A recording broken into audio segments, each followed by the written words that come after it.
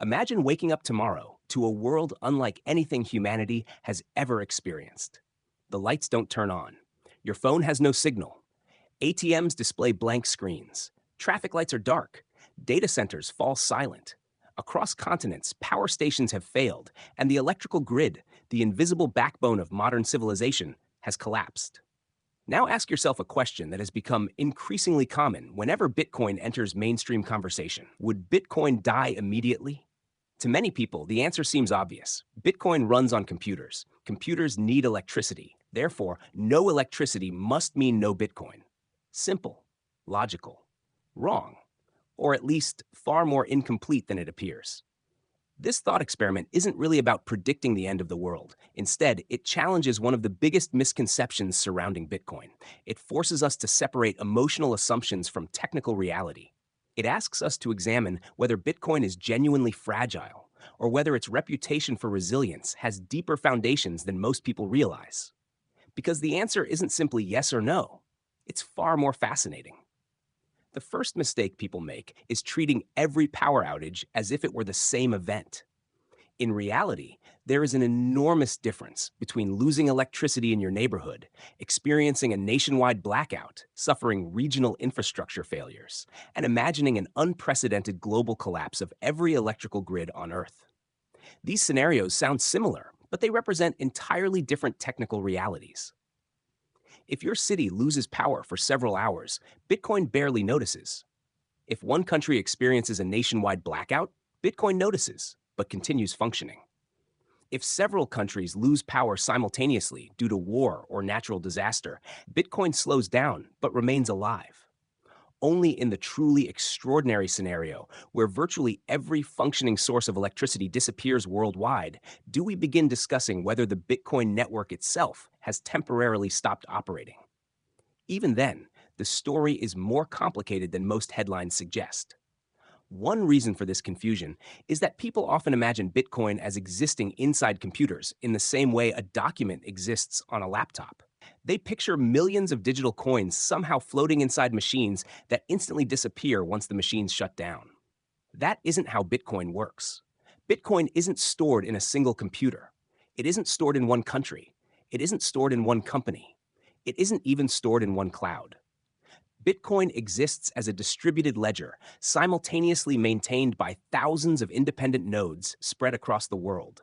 Every full node possesses its own copy of Bitcoin's entire transaction history.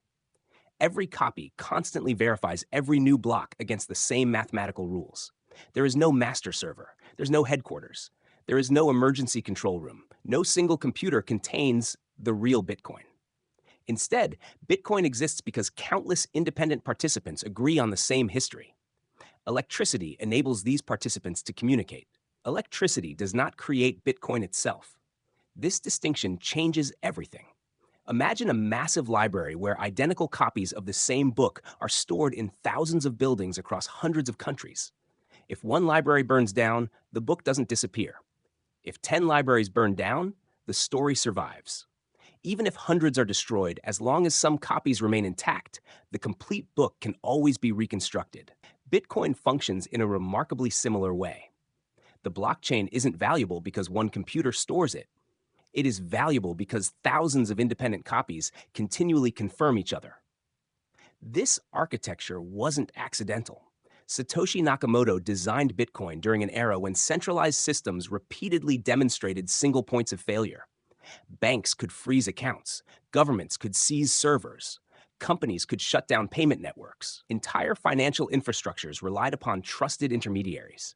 Bitcoin intentionally removed those central points of failure. Ironically, the very criticism that Bitcoin depends on computers ignores the fact that almost every modern financial system depends on far fewer computers than Bitcoin does. Resilience comes from decentralization, not from avoiding technology altogether. History provides compelling evidence of this resilience. Over the past decade and a half, Bitcoin has lived through events that many once believed would destroy it. Governments have banned mining. Entire countries have restricted exchanges. Natural disasters have disrupted communications. Wars have damaged infrastructure.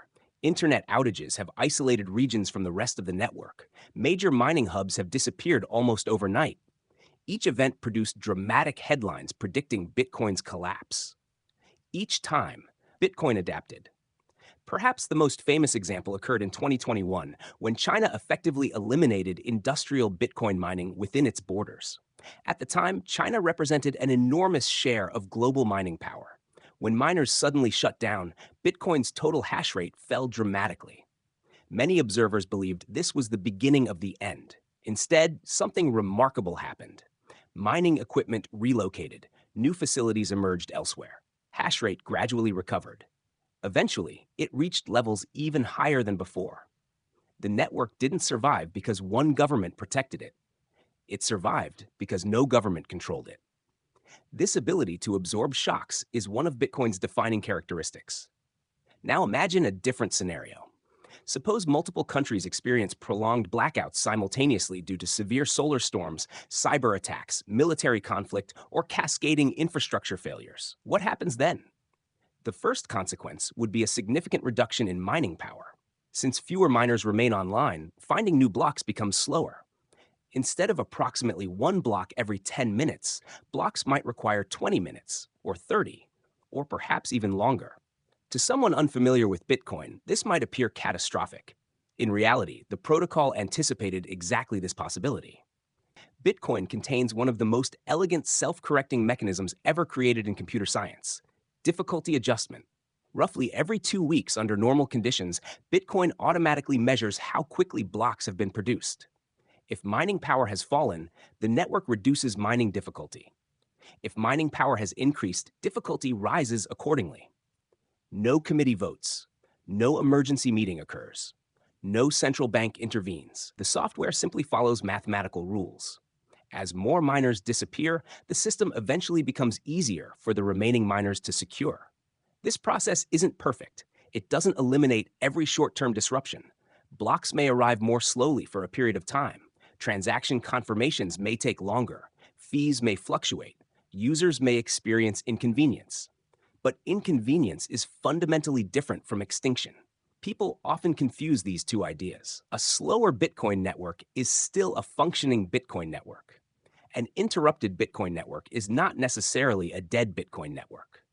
This distinction matters because resilience isn't measured by perfection. It is measured by recovery. Many complex systems fail because they require every component to function continuously. Bitcoin was built on a different philosophy. It assumes disruption. It assumes failure. It assumes that computers disconnect, miners quit, governments interfere, cables break, and disasters occur.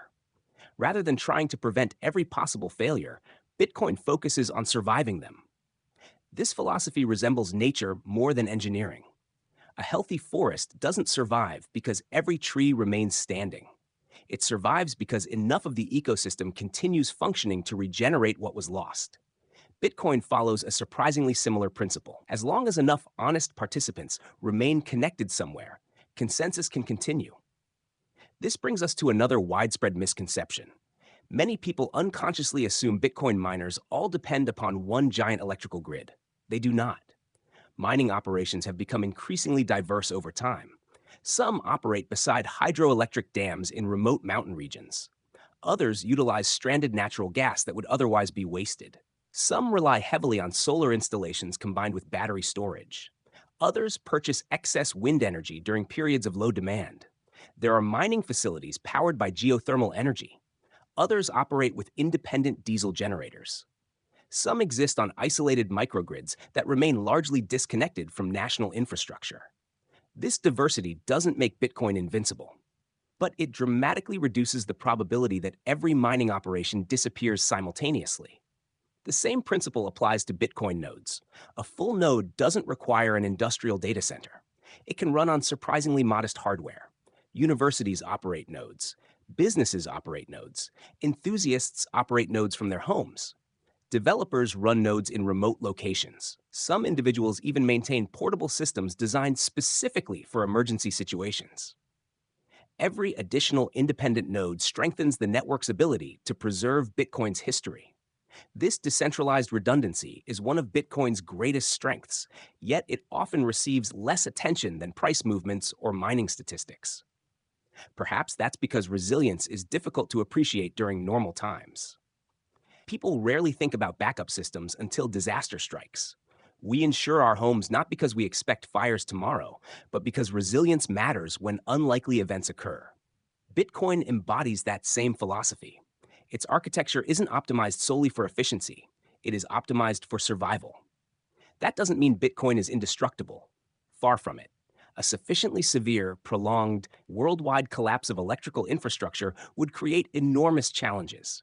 Transaction processing could slow dramatically. Mining could nearly stop. Network connectivity could fragment. Communication between nodes might become intermittent. These are genuine risks, not imaginary ones. Acknowledging them doesn't weaken Bitcoin's case. It strengthens our understanding of it. Because real resilience isn't pretending weakness doesn't exist. Real resilience means understanding precisely where the breaking points are and recognizing how much stress a system can absorb before reaching them. Bitcoin, like every technology created by humans, has limits, but those limits are often very different from what critics assume. Ironically, the deeper you study Bitcoin's architecture, the more nuanced the conversation becomes. You begin with a simple question: what happens if the power goes out? You end up exploring decentralization, redundancy, consensus, self-healing protocols, distributed data storage, and the very nature of technological resilience. And perhaps the biggest surprise of all is this: Bitcoin is weaker than many enthusiasts claim in some respects, yet it is also far stronger than most skeptics have ever imagined. That realization sets the stage for an even deeper question. If humanity were truly to face a long-term collapse of electrical infrastructure, would Bitcoin actually be the financial system in the greatest danger? Or would every form of modern money be confronting the exact same existential challenge? Let's continue our thought experiment. Imagine the impossible has happened. Not a blackout lasting a few hours, not a regional disaster, not even a continent-wide failure. Imagine that humanity experiences a prolonged collapse of electrical infrastructure lasting months, perhaps even years.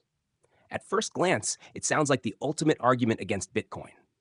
No electricity means no Bitcoin. Case closed. But stop for a moment and ask a different question. If electricity truly disappeared on that scale, would Bitcoin actually be the biggest financial problem facing humanity? Or would every financial system collapse alongside it? This is where the conversation usually changes completely.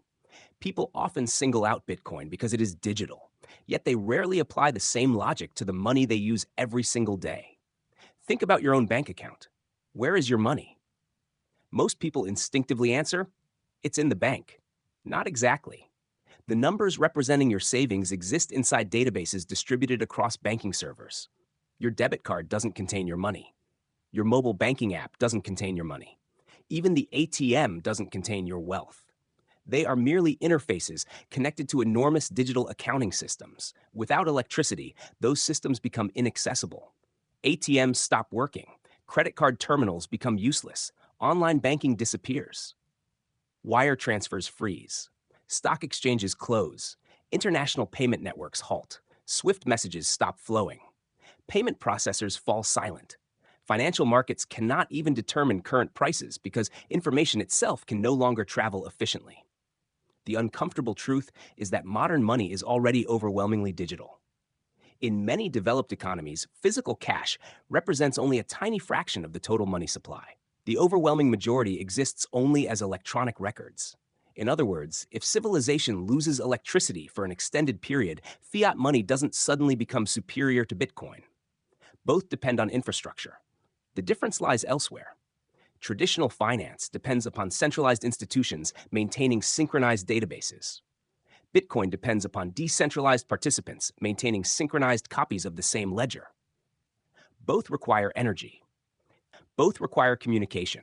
Neither was designed to operate in a civilization that no longer possesses functioning technology. This realization shifts the debate. The real question is no longer whether Bitcoin needs electricity. Of course it does.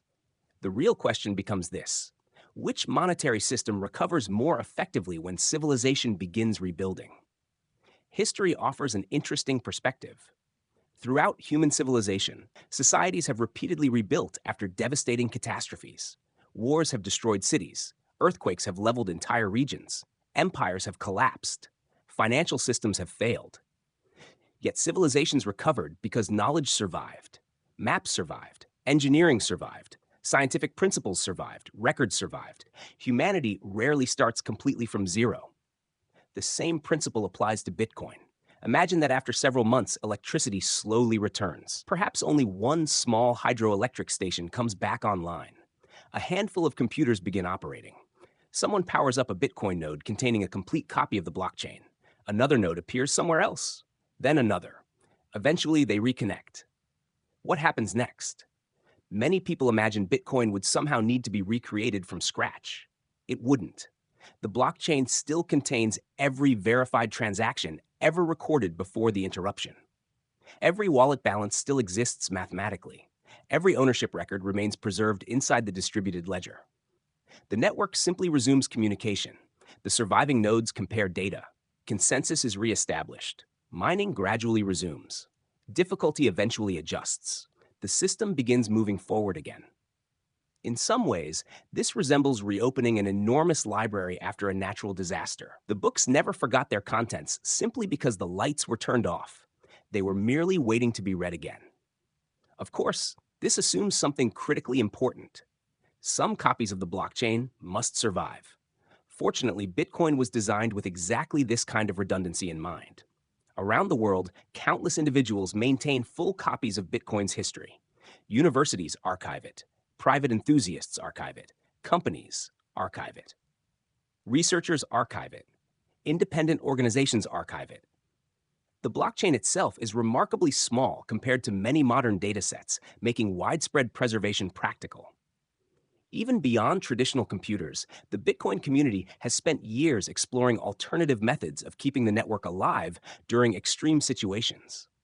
Engineers have demonstrated ways to broadcast Bitcoin data through satellites. Radio operators have successfully transmitted Bitcoin transactions across long distances using amateur radio. Developers continue experimenting with mesh networks that allow devices to communicate directly without relying on centralized internet providers. Researchers investigate increasingly durable storage technologies capable of preserving digital information for decades. These innovations are not evidence that Bitcoin expects civilization to collapse tomorrow. Rather, they reflect the philosophy that resilience improves when communication pathways become more diverse. Redundancy is never glamorous until it becomes essential. This reveals something profound about Bitcoin itself. Bitcoin never promised immortality. That may sound surprising. Many passionate supporters occasionally speak as though Bitcoin can survive absolutely anything. That isn't true. If humanity vanished tomorrow, Bitcoin would not continue producing blocks by itself. If every computer disappeared forever, Bitcoin would disappear alongside them. If civilization permanently lost the ability to generate electricity, every digital technology, including Bitcoin, would become irrelevant. Acknowledging this reality doesn't weaken Bitcoin. It makes the argument intellectually honest. Bitcoin was never designed to survive without humanity. It was designed to serve humanity. Its purpose is not to transcend civilization. Its purpose is to provide civilization with the most resilient monetary system ever created. That distinction matters enormously. Every technology has assumptions. Cars assume roads. Airplanes assume airports. The internet assumes communication infrastructure. Medicine assumes scientific knowledge. Bitcoin assumes an electrically powered civilization capable of maintaining computers. Within those assumptions, however, Bitcoin pushes resilience further than almost any monetary system before it. No central bank, no single server, no headquarters, no government approval, no CEO, no emergency switch, no institution capable of rewriting history. The network survives precisely because responsibility is shared among countless independent participants. This leads to perhaps the most important lesson investors can learn. People often ask the wrong question. They ask, can Bitcoin survive the worst possible scenario? But that question alone tells us very little. A far better question is this. Compared with every other monetary system operating under exactly the same conditions, which one stands the greatest chance of surviving? That comparison changes everything. Suppose civilization experiences severe geopolitical conflict. Bitcoin continues operating somewhere else. Suppose one nation defaults. Bitcoin continues elsewhere. Suppose one banking system collapses. Bitcoin continues globally. Suppose one currency suffers hyperinflation.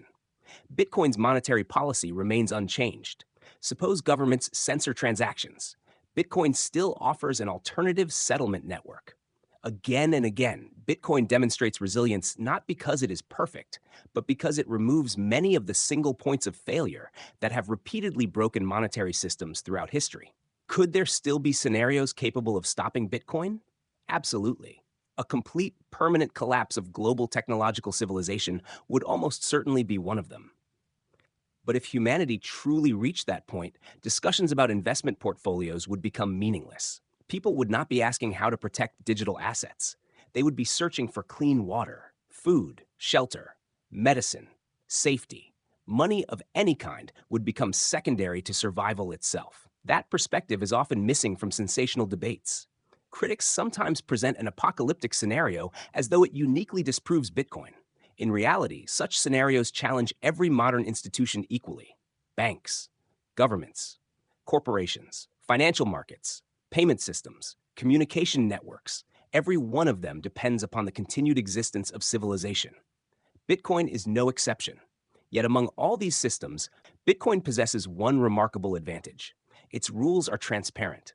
Its history is openly verifiable. Its monetary policy cannot be rewritten through political negotiation. As long as enough people choose to rebuild it, Bitcoin knows exactly what it is supposed to become again. Perhaps that is Bitcoin's greatest strength.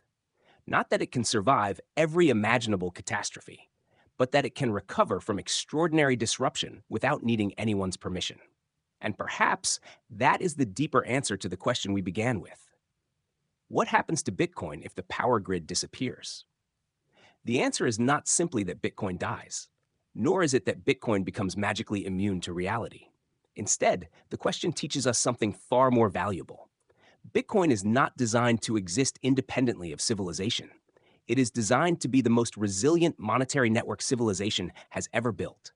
As long as humanity retains the knowledge, the will, and even a small spark of electricity, Bitcoin retains something equally powerful: the possibility of beginning again.